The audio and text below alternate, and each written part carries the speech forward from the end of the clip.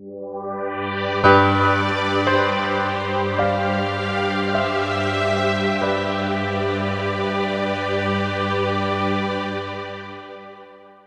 right, so we've got 2 left. Dun, dun, dun.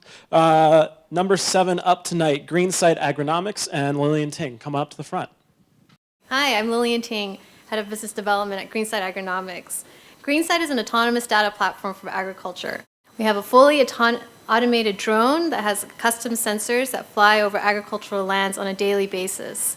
That generates information that we process and turn into actionable management recommendations that save the user money and time. So what's special about our platform is it's seamlessly integrated in terms of both our hardware and our software.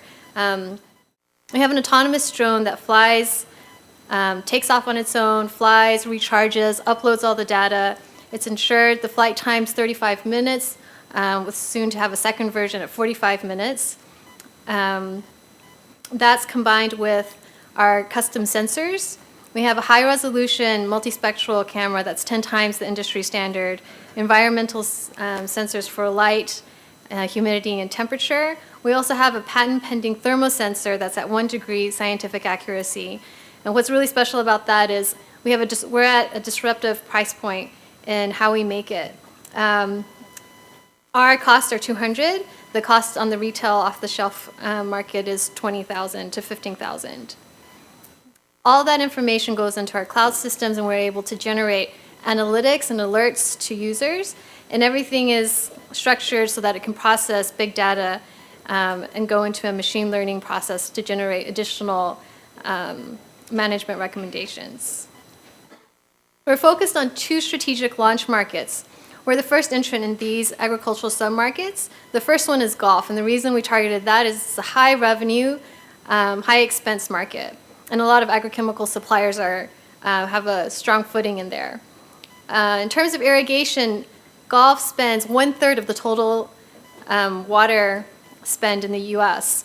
We think we can save the industry $500 million using our thermosensors and moisture analytics. So right now, golf courses will spend 15 hours a day in some of the high-end golf courses just walking and taking moisture probes. We can save them that time by providing a moisture map for them.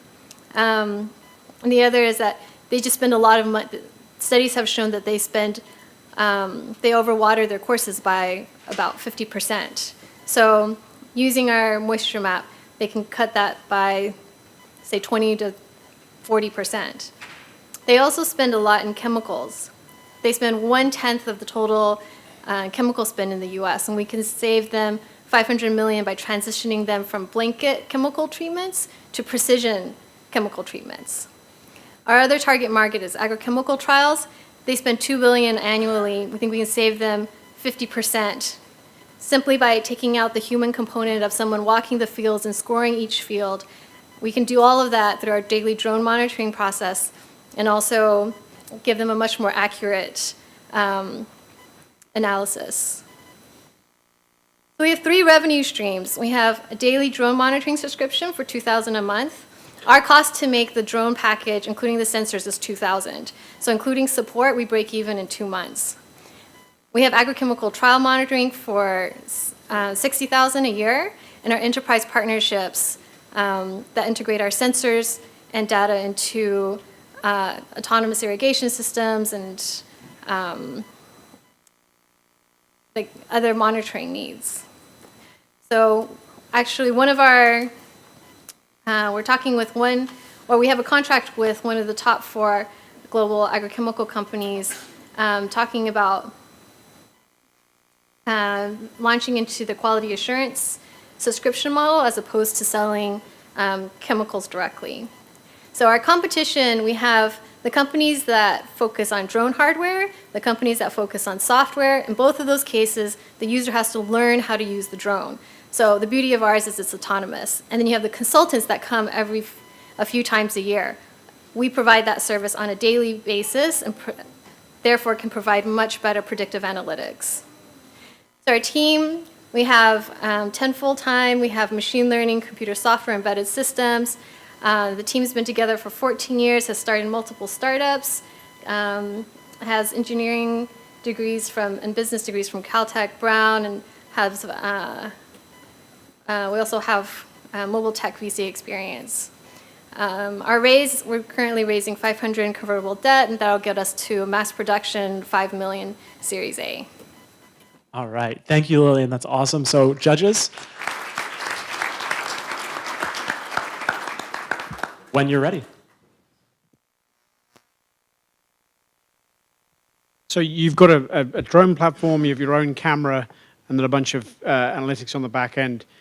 On the face of it, that doesn't sound super differentiated from a number of other people trying to fly over, agricultural land.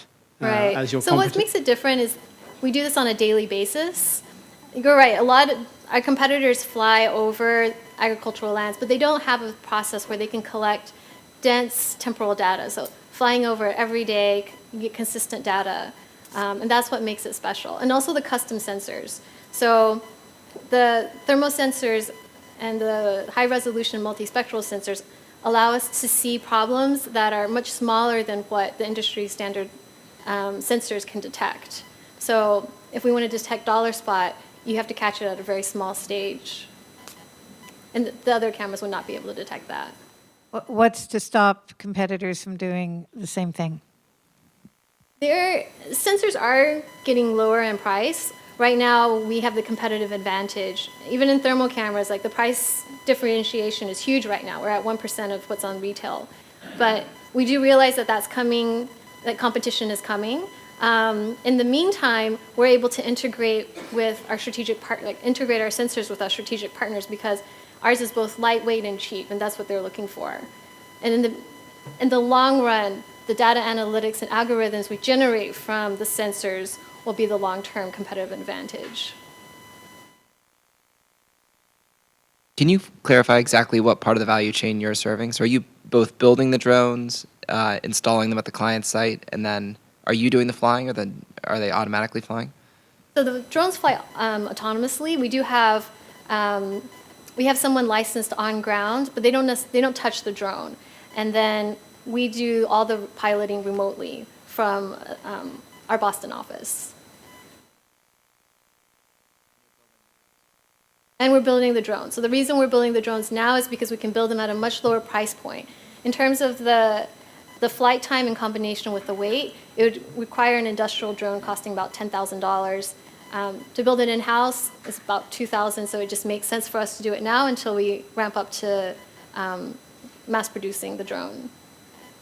And can you talk a little about the FAA regulations that are relevant, especially for remote piloting as opposed to piloting within line of sight? Right. So that's why we have a person on ground who is licensed. So in each of the courses that we service, there is a licensed pilot on ground. They don't necessarily have to fly the drone because we do have someone on the back end piloting. But if they need to, they can always take over the controls. That person is an employee of your company, or is that so you have to have... Right. We have employees we have licensed pilots in our employee that do that. So if you... Help me understand that. So if you sell a golf course, you need to put an employee at that golf course full-time? Oh, no. So either the superintendent or the assistant superintendents, they get licensed, and then we fly on their course. Okay, so you're having an employee of the customer, enterprise, become a licensed pilot, Right. drone pilot. Okay. Can you talk about the size of the market? I know you talked about the saves, but the saves isn't exactly the size of the market.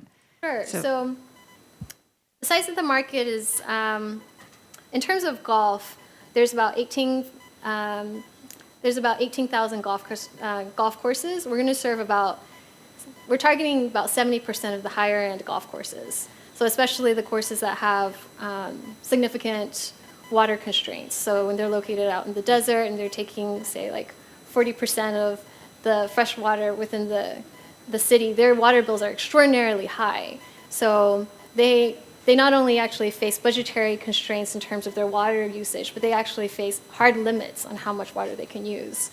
And then we're also targeting courses in Canada. They have very stringent agrochemical spraying regulations. So they have to justify every spray. And so having all the historical data from our drone monitoring provides them justification.